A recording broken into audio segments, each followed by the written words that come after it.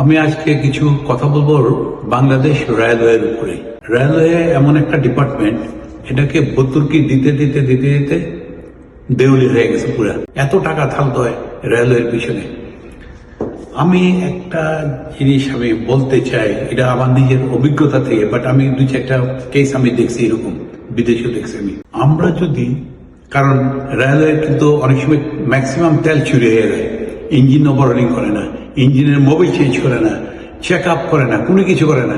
But check আপের নাম দিয়ে, মোবিল চেঞ্জের নাম দিয়ে, সবকিছুর নাম দিয়ে কিন্তু টাকা সব লুটপাট করে নিয়ে যায়, কিন্তু কাজের কাজ কোনো কিছু হয় না। রেলওয়ে ডিপার্টমেন্টটা হচ্ছে লুটপাটের ডিপার্টমেন্ট। আমাদের যে বাসগুলো আছে না, রাস্তায় চলে যে বাস, এই বাসগুলা আমরা যদি স্পেশাল একটু অর্ডার দেয়া, এটাকে যদি আমরা কনভার্ট করে নিয়ে আসতে পারি, এটা রাস্তায় চলবে, এটা ট্রেন লাইনের উপরে চলবে। কিন্তু আমি কতগুলো উদাহরণ আমি দেখাই দিচ্ছি, কতগুলো উদাহরণ আমি দেখাবো যে কিভাবে গাড়ি চলে, কিভাবে বাস চলতেছে, কিভাবে রেল লাইনের উপর দিয়ে চলতেছে। কিন্তু ওরা একটা সুইচ টিপ দেবে, অটোমেটিক কিনা চাকাগুলো উঠে দেবে, সুইচ টিপ দিয়ে চাকাগুলো নেমে দেবে।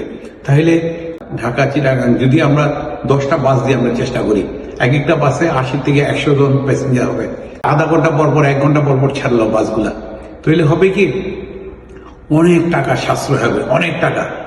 কারণ এক একটা রেলের ইঞ্জিনের দাম অনেক টাকা, এক একটা বগির দাম অনেক টাকা।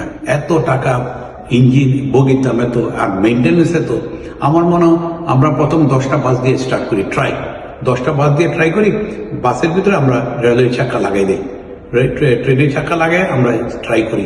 যদি সাকসেসফুল হয়ে যায়, আমরা বাস চালাইলাম, 80 থেকে 100 সিটের বাস চালাই দিলাম, অটোমেটিক চলে গেল, ওরও 80-90 কিলোমিটার স্পিডে চলবে, কোনো অসুবিধা নেই। তো আমি কতগুলা আমি দেখাবো কিভাবে বাস চলে, কিভাবে ট্রাক চলতেছে, কিভাবে ছোট ছোট গাড়ি চলতেছে ট্রেন লাইনে। ওরা পারলে আমরা পারবো না কেন? আমরাও ট্রাই করি না। প্রথম ধাপে আমরা ট্রাই করে তাই দেখি কি হয়। যদি সাকসেসফুল হয়ে যায়, আর তো আমাদের ইঞ্জিন কিনা লাগবে না, রেলওয়ে আমাদের বগি কিনা লাগবে না, এত এক্সপেন্সিভ আর এত হ্যাভি জিনিস আমাদের এগুলো কিনা লাগবে না। আমি অনেক কথাবার্তা বলি, বাট এটা আমার অভিজ্ঞতা থেকে আমি কথাগুলো বলি, কিন্তু দেশের স্বার্থে কিন্তু আমি বলি।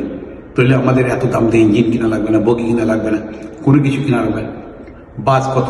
ম্যাক্সিমাম একটা বাসের দাম 1.5 থেকে 2 কোটি টাকা দিয়ে আমরা স্টার্ট করি, বিসমিল্লাহ করে। আমি দেশের মানুষের জন্য বলে যাচ্ছি, আমার কথা কেউ শুনুক আর না শুনুক, বাট আমার বলার দরকার, আমি বলে যাচ্ছি দেশের মানুষের জন্য। থ্যাংক ইউ, আসসালামু আলাইকুম, খুদা হাফেজ।